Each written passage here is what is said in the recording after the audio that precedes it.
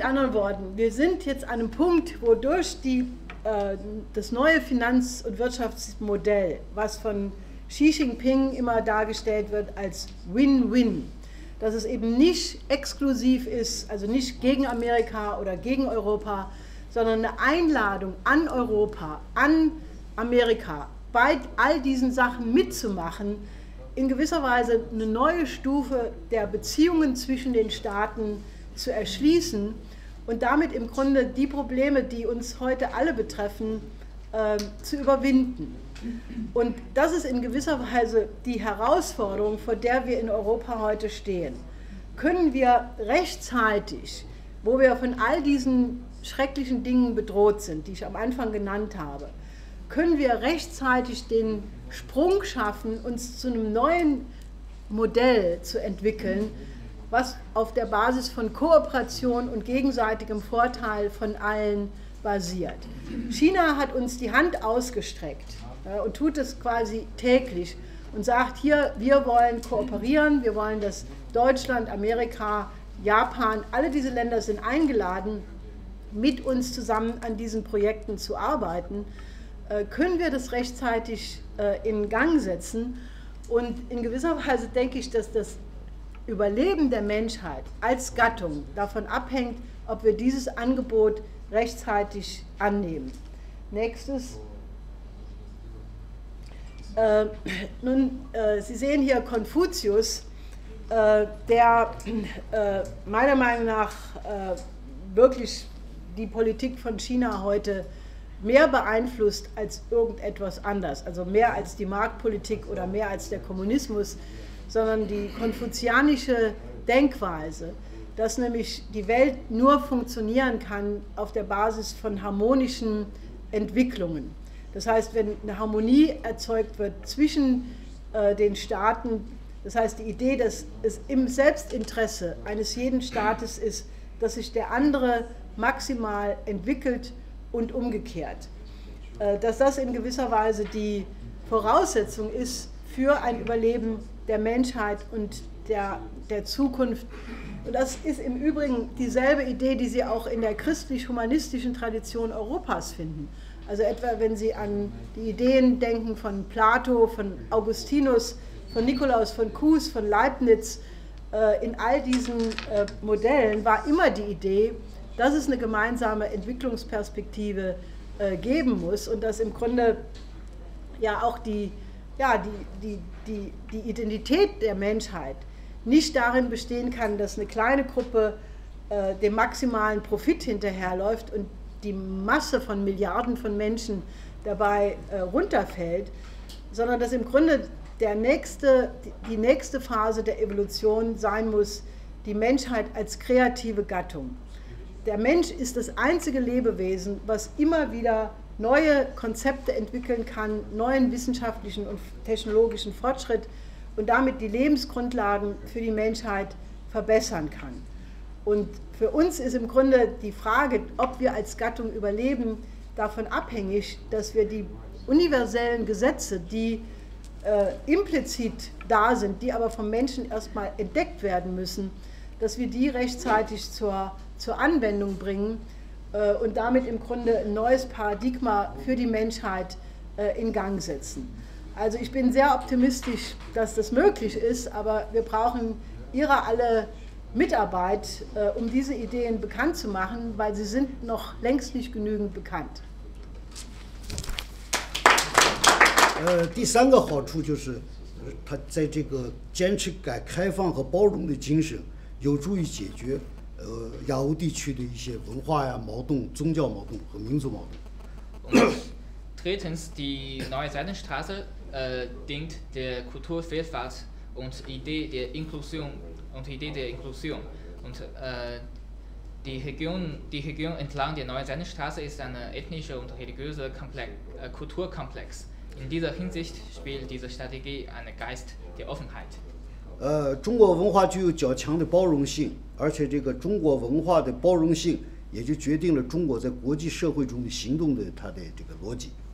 Einer der wichtigen Merkmale der chinesischen Kultur ist nämlich die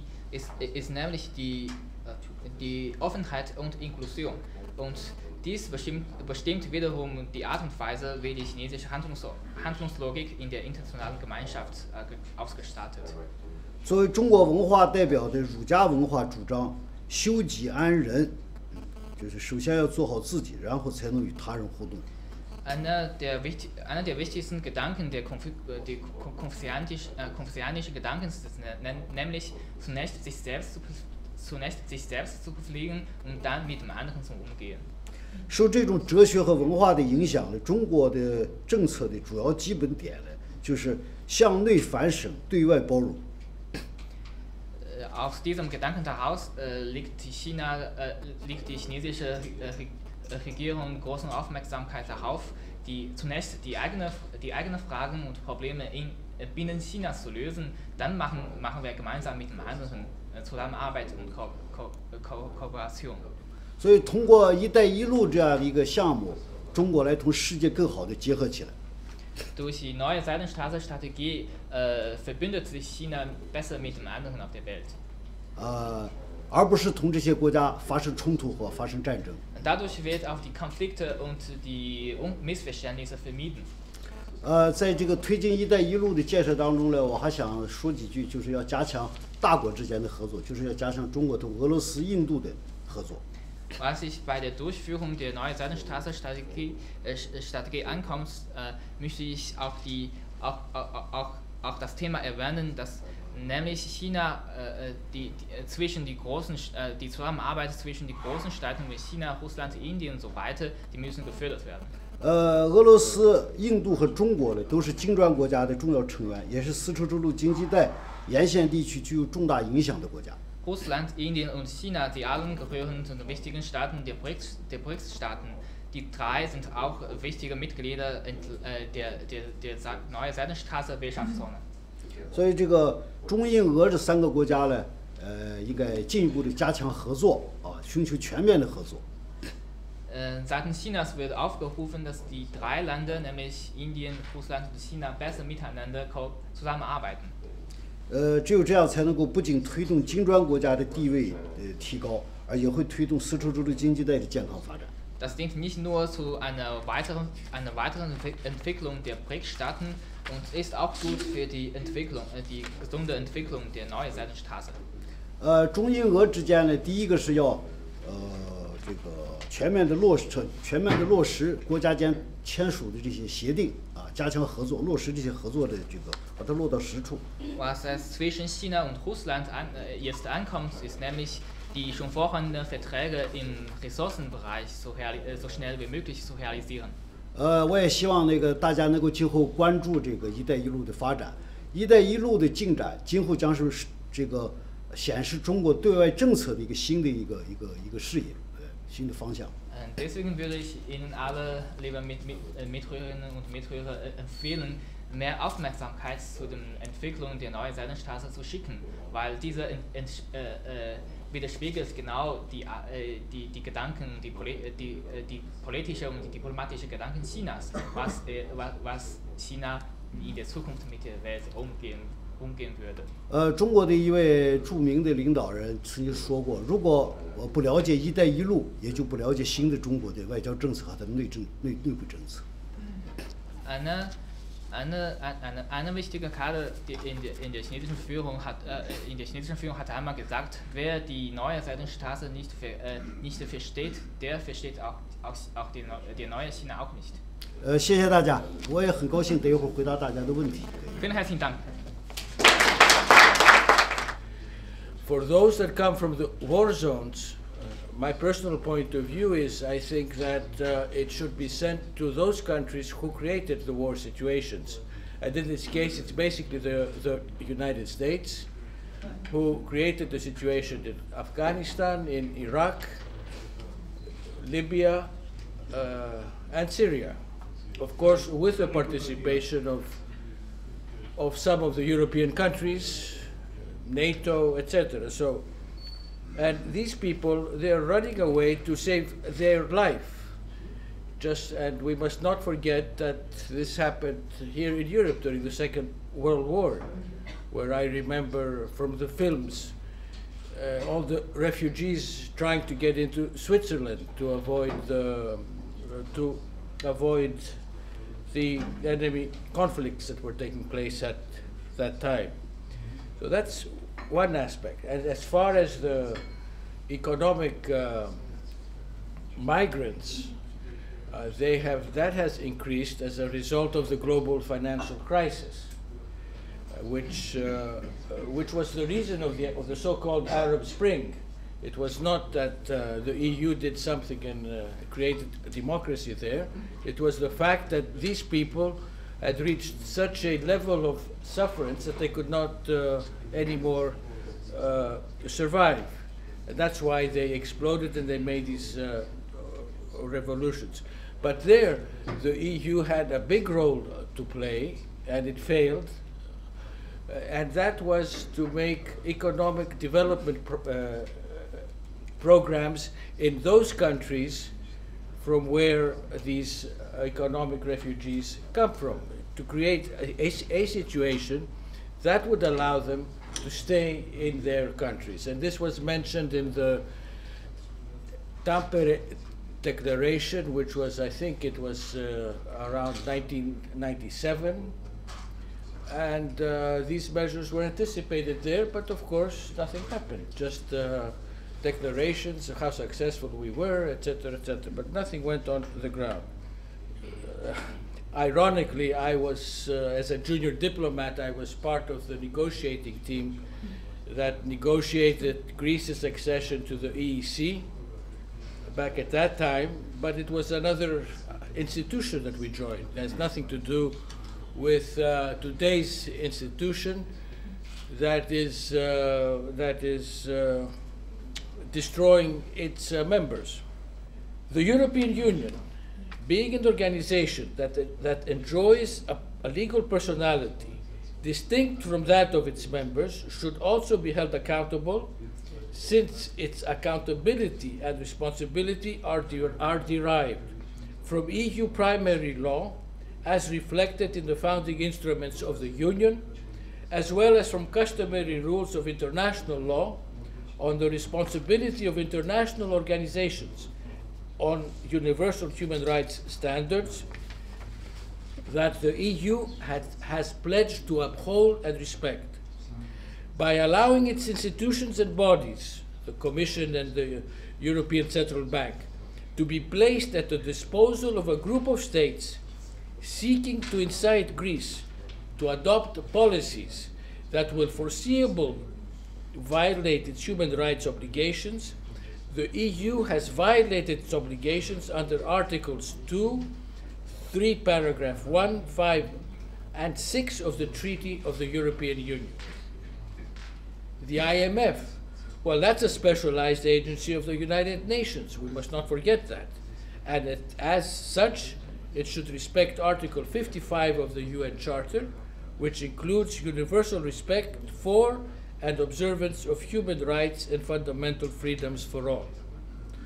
And I would like to mention here that we have German activists that have filed a lawsuit at the International Criminal Court of The Hague against unknown people for the moment for damage done to the health of the Greek people. But what went wrong with the EU? Why is it destroying its member states and people? I think it has to do with the experts that have infiltrated the governmental bodies.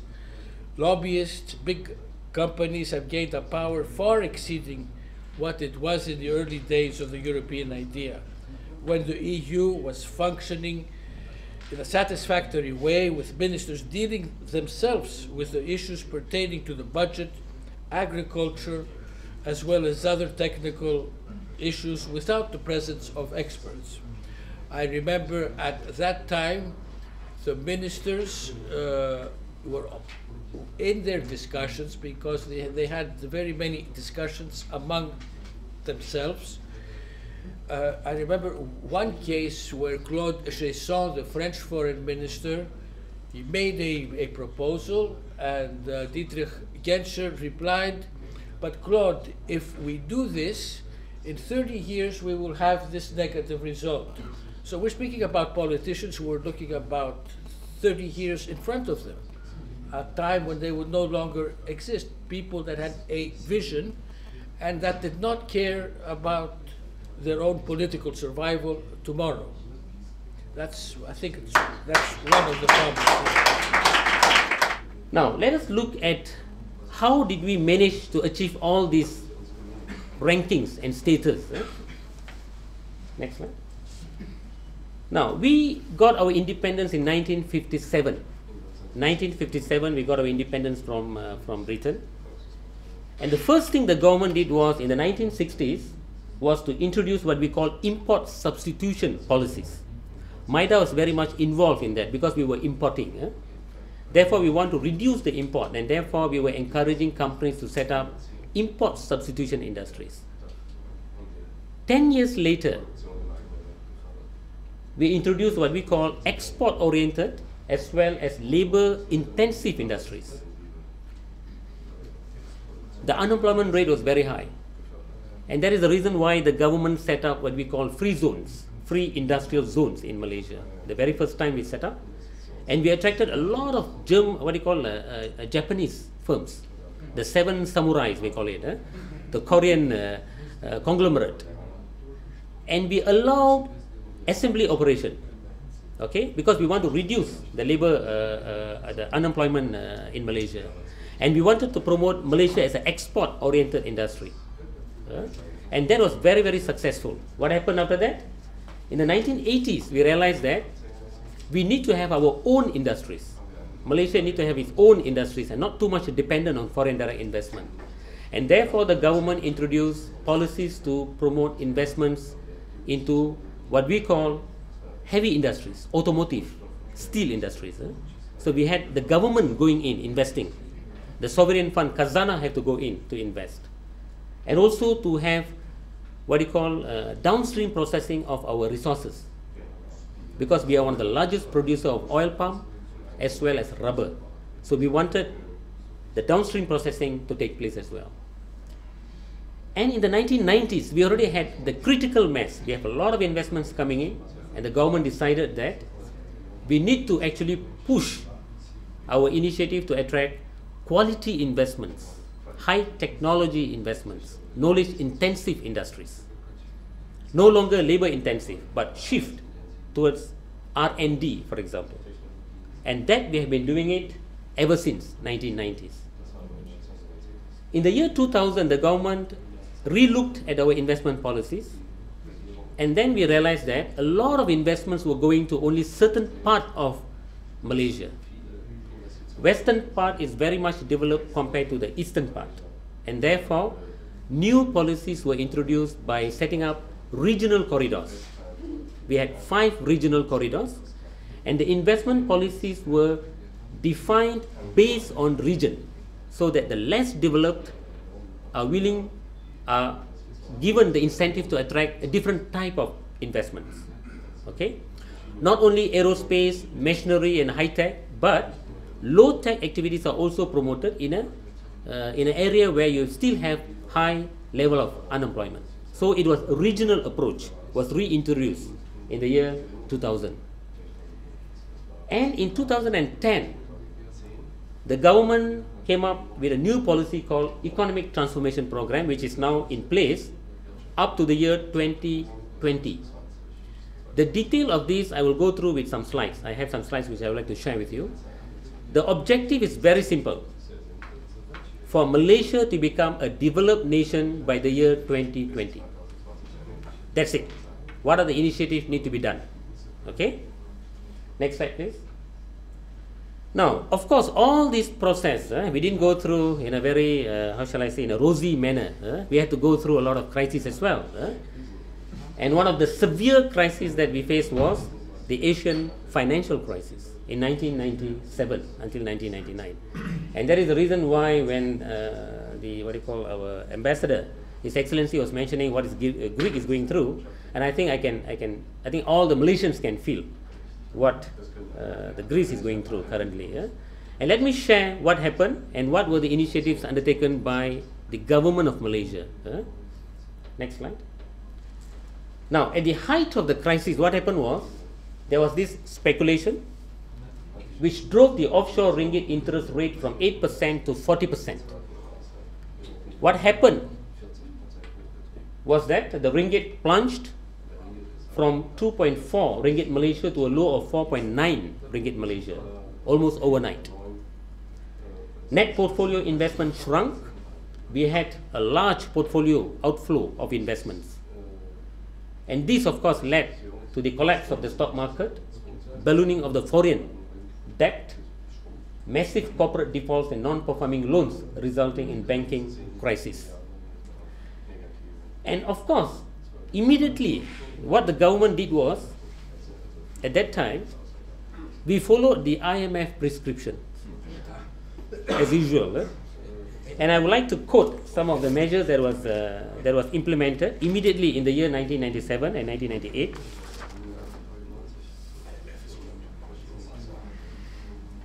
Which I would like to quote.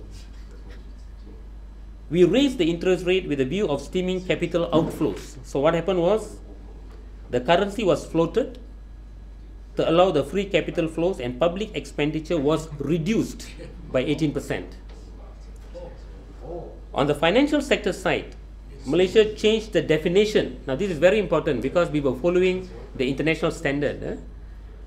Malaysia changed the definition of non-performing loans from 6 months arrears to 3 months. Okay, following the international standard. This is very important. So what happened was, the implementation of these policies, which started as a financial currency crisis, became a full-blown economic crisis. Okay, the whole, what you call the aggregate demand, declined in 1998 for the very first time since 1986. So this is owing significantly, as you mentioned just now, due to the contraction in the private investment. There's no real investment in the economy. And private consumption declined by 10%. So the real economy actually contracted by 14%. Okay, and of course with GDP growth plunging from positive 7.7% to negative 6.7% in 1998. So what the government did, next slide please. Of course, this was the making of our former Prime Minister, Mahathir Mohamad, who was the Prime Minister for almost 21 years before he left.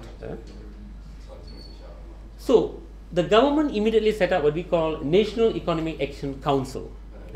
We had the top advisors, not overseas, not from IMF or from World Bank, but internal experts to come in, to sit in together with the government and to advise the government. In July 1998, the National Economic Policy came up with National Economic Recovery Plan, where MIDA was also involved in the designing of the policies. So the main objective of this National Economic Recovery Plan was stabilize the local currency. That is very important for us. Restore the market confidence, maintain the financial market stability. Of course, we had to restructure the corporate debt. We had to recapitalize and restructure the banking sector and revitalize the economy. And therefore, the government had to come up with some very drastic measures which was against IMF. All right? So these were the measures that was introduced by the government. Next slide, please. Now, very important is, it is the view of the government of Malaysia that the crisis is due to the speculative. All right? And therefore, the foreign exchange policies were introduced. First, offshore market trading of ringgit was banned totally in 1998. It's not tradable anymore. Depositors were given a grace period to repatriate their offshore ringgit deposit back to Malaysia. All right? They were given a grace period. And of course, ringgit was pegged to US at 3.8, a substantial devaluation at that time. The government also came up with selective capital controls. For foreign institutional and persons, a 1-year moratorium. That means when they sell their shares, they are not allowed to repatriate their profits. Okay, that was introduced. ringgit loans to non-residents, non-residents in Malaysia were banned, were stopped, were not allowed. Restrictions were imposed on transfer of ringgit funds in external account held by non-residents as well. Measures were introduced to control conversion of ringgit to other currencies were not allowed unless it is for trade purposes. And of course, resident companies were prohibited from foreign loans unless revenue were also in the foreign currency. This is to prevent currency mismatch, which we were of the view the major reason for Asian financial crisis. So these are the market that we are offering to investors.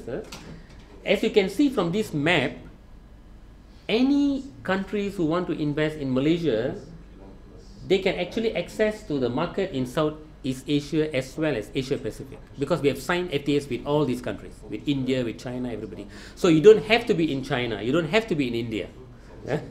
So you can be in Malaysia to actually access these markets. So I don't have to go through this because you are not investors. So this is actually just to talk about why Malaysia is very successful. But I would like to say this, that I think every nation has to make their own policy measures when it comes to industrial development. And I think Malaysia has a very good relationship with US, with China, with India. We are like something like maybe like Switzerland, I suppose. We don't side with any countries, but at the same time we have our own policies. If we don't agree with those kind of measures, we are very frank and we do it our way. But at the same time, we also are very, very transparent with our policies. And we are a democratic nation, for your information. We have our king. It's more or less like Britain. You're sure? Oh yes. But fortunately, we also think that in Germany. Oh, really? But of course, it's a parliamentary democracy. So in that sense, I think we are very very open. And in terms of investment policies, I must say that because I am from MIDA, I'm apolitical. We have never changed our investment policies, okay, except during the financial crisis when they came up with capital control, which in a way we don't believe in that. In today, we always promote free flow of capital, as well as profit and whatnot. But that was a very drastic measures were taken during a very challenging time, I would say. So with that, I conclude my presentation. Thank you very much. When we come to the different relations we have with the BRICS countries, I would like to mention that the relationship with all the member states of BRICS has been going on, well, I can say strongly, with some of them very strong and the others comparatively less stronger. But with China and India, we have a very close economic relationship. The relationship, especially the bilateral relationships, started longer with Russia. It was started during the 17th century with the relationship with Russia, and then with India we started our relationship in 1948, and then with Brazil 1961, and with China 1970, and South Africa when they got their independence. Our main relationship, economic relationship with the BRICS countries, is focused on trade.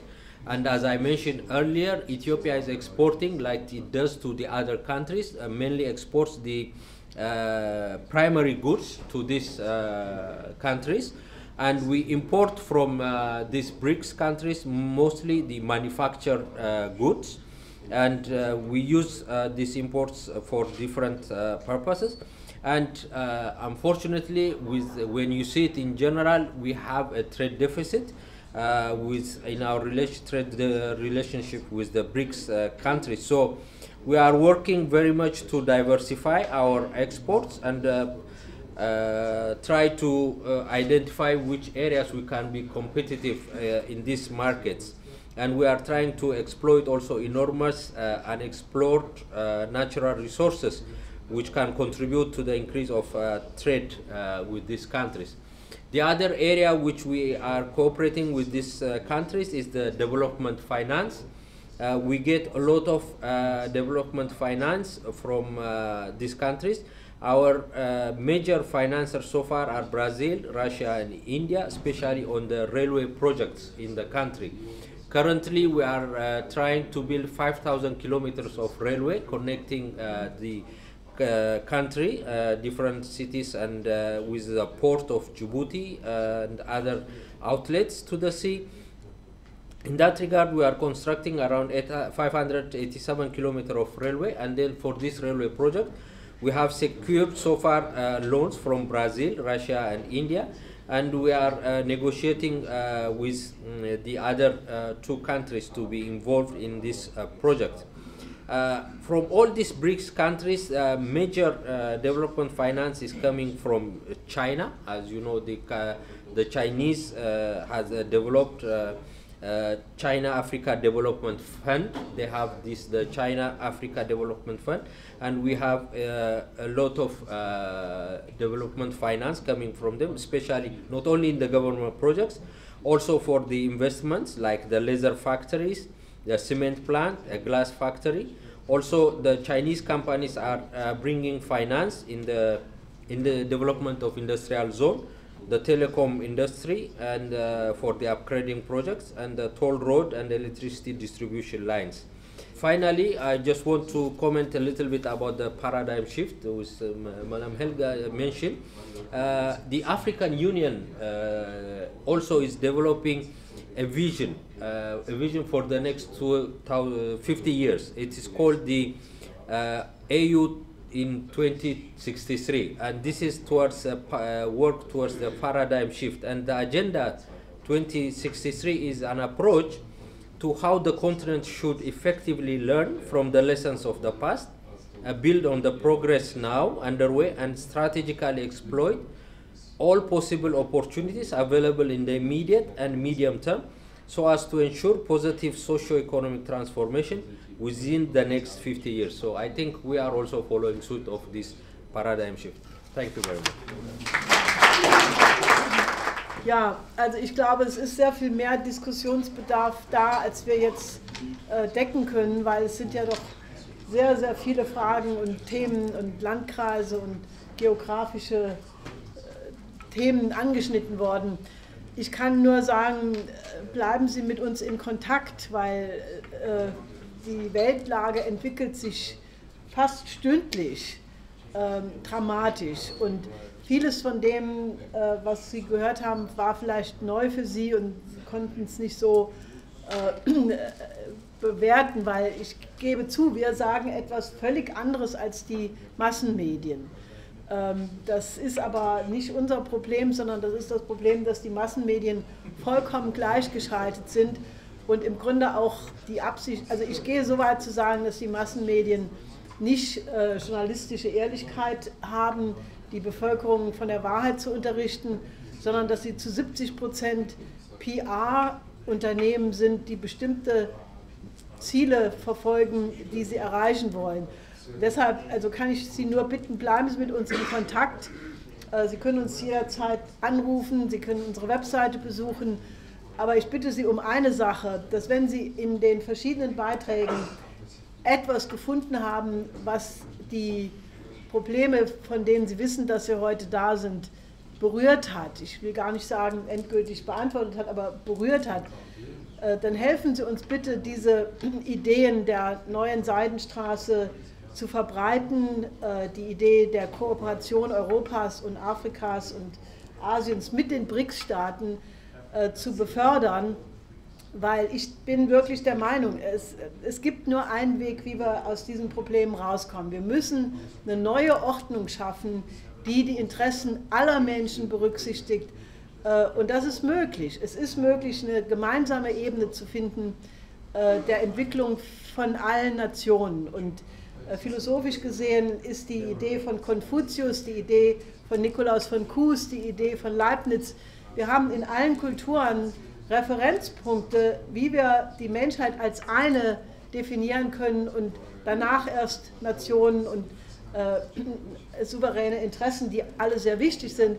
Aber ich denke, dass alles davon abhängen wird, ob wir diesen Evolutionssprung machen können, nicht mehr nur an ein Land zu denken, sondern die Menschheit als Ganze zu befördern. Wenn Sie das für richtig halten, dann helfen Sie uns bitte, diese Resolution zur Kooperation mit den BRICS-Staaten zu verbreiten. Sie werden auf der Schiller-Institut-Webseite auch ein neues 5-minütiges Video finden, was im Grunde in 5 Minuten, also in kurzer Form, die Idee, dass es ein neues Paradigma gibt, präsentiert. Laden Sie sich dieses Interview oder den Link dazu herunter und helfen Sie uns, dass dieses Video auf der ganzen Welt viral wird, also praktisch maximale Verbreitung, weil wir haben dieses kurze Video gemacht, nicht, dass es vollständig ist, aber dass es kurz ist und knapp die Idee rüberbringt, da ist eine vollkommen neue Welt am Entstehen und alle Ihre Freunde, Bekannten, Kollegen, Webseiten, Blogs, helfen Sie uns einfach, dieses Video und die Petition zu verbreiten und dann haben Sie auch etwas sehr Wichtiges geholfen, weil die Welt schwebt so zwischen Hölle und Himmel. Also wir sind so in so einer Situation, wo es völlig schief gehen kann, aber wo im Grunde die Lösung schon absolut greifbar nahe ist. Und es kommt wirklich jetzt auf den subjektiven Faktor, den Mut von Menschen an, sich für das Gute eben einzusetzen.